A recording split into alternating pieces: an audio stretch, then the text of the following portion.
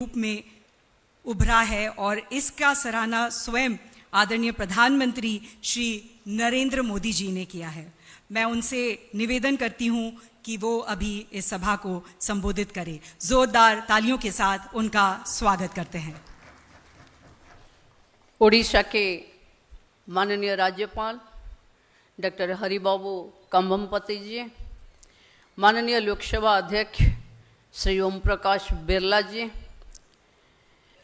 राज्यसभा के माननीय उपाध्यक्ष श्री हरिवंश नारायण सिंह जी, उड़ीसा विधानसभा की माननीय अध्यक्ष श्रीमती सुरमा पाढ़ी जी, उड़ीसा के माननीय संसदीय कार्य मंत्री श्री मुकेश महालिंग जी, संसद की अनुसूचित जाति और जनजाति कल्याण समिति के माननीय अध्यक्ष डॉक्टर फगन सिंह कुलस्ते जी, ओडिशा विधानसभा की अनुसूचित जाति एवं जनजाति कल्याण समिति के माननीय अध्यक्ष श्री भास्कर मढ़ी जी, विभिन्न राज्यों और केंद्र शासित प्रदेश से विधानमंडल के अनुसूचित जाति और जनजाति कल्याण समिति के सम्मानित अध्यक्षगण, उड़ीसा विधानसभा के उपाध्यक्ष, साथी मंत्रीगण, उड़ीसा विधानसभा के सचिव एवं वहाँ उपस्थित सभी वरिष्ठ अधिकारीगण, माननीय जनप्रतिनिधिगण, मान्यगण्य अतिथिगण, पत्रकार बंधु और मेरे प्यारे साथियों, सभी का हार्दिक अभिनंदन और आभार। सभी राज्यों अब केंद्र शासित प्रदेशों से पधारे अध्यक्षगण, विशिष्ट अतिथि, सभी प्रतिभागी, आप सभी को मेरे सादर नमस्कार। ये मेरे लिए गर्व की बात है कि मुझे इस 2 दिवसीय राष्ट्रीय सम्मेलन के समापन सत्र में आप सभी को संबोधित करने का अवसर प्राप्त हुआ है। बीते 2 दिन में हमने जो बहुमूल्य विचार विमर्श किया वो निश्चित रूप से हमारी देश के अनुसूचित जाति एवं जनजाति समुदायों के कल्याण की दिशा में एक मजबूत कदम है। साथियों, हमारे प्रधानमंत्री श्री नरेंद्र मोदी जी ने वर्ष 2047 तक भारत को एक विकसित राष्ट्र बनाने का जो सपना प्रस्तुत किया है वो अब हम सभी का राष्ट्रीय मिशन बन चुका है। ये अमृतकाल अगले 22 वर्षों का ये सुनहरा अवसर है जब हम आत्मनिर्भरता, समानता और न्याय के मूल्यों को आगे बढ़ाकर देश को नई ऊंचाइयों तक ले जाएंगे।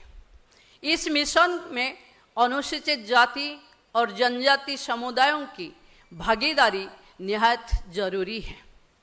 हमारे राज्य उड़ीसा ने भी विकास के पथ पर तेजी से कदम बढ़ाया है।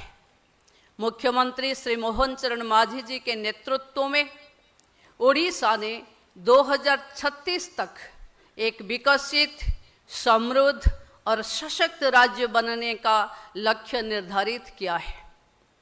ये विजन केवल आर्थिक विकास तक सीमित नहीं बल्कि सामाजिक न्याय, शिक्षा, स्वास्थ्य और अनुसूचित जाति एवं जनजाति समुदायों के सशक्तिकरण को भी सर्वोच्च प्राथमिकता देता है।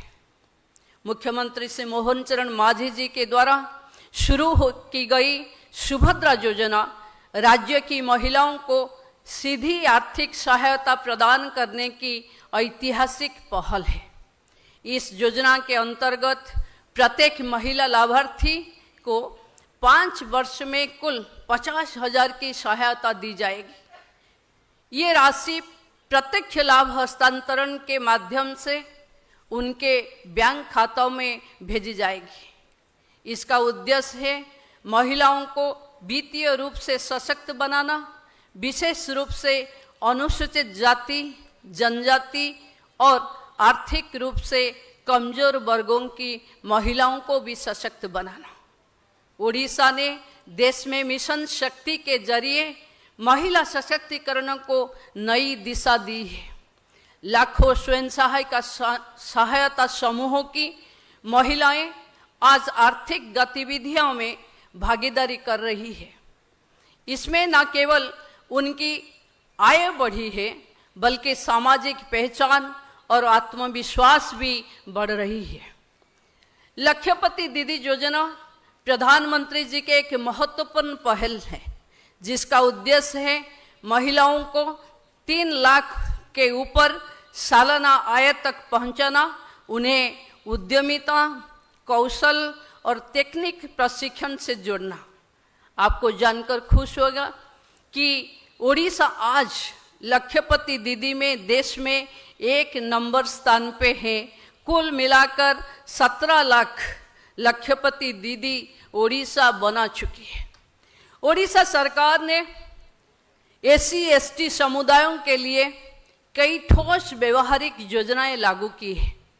छात्रावासों में सुधार के लिए हॉस्टल ट्रांसफॉर्मेशन प्रोग्राम, आजीविका के नए अवसर देने हेतु जनजाति जीविका मिशन, पारदर्शी छात्रवृत्ति योजनाएं और फॉरेस्ट राइट्स एक्ट के तहत भूमि अधिकारों का सशक्त क्रियान्वयन किया।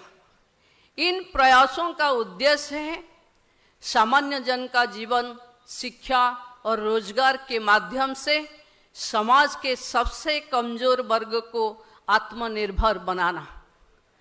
हाल ही में मुझे बंडा हिल्स और कोटिया क्षेत्र का दौरा करने का अवसर मिला। बंडा जनजाति भारत के सबसे प्राचीन और संरक्षित जनजातियों में है।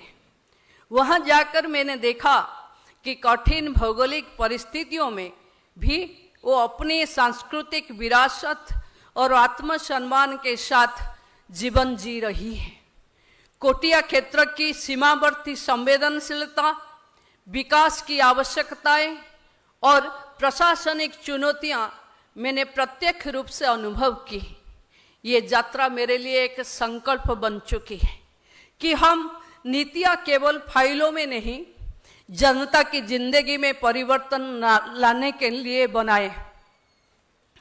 इस सम्मेलन में हमने पूरा देश से आई अध्यक्षों से उन्हें जमीन अनुभव का जाना, उनके कार्यक्षेत्रों की चुनौतियां, नवाचार और समर्पण हम सबके लिए प्रेरणादायक रहे।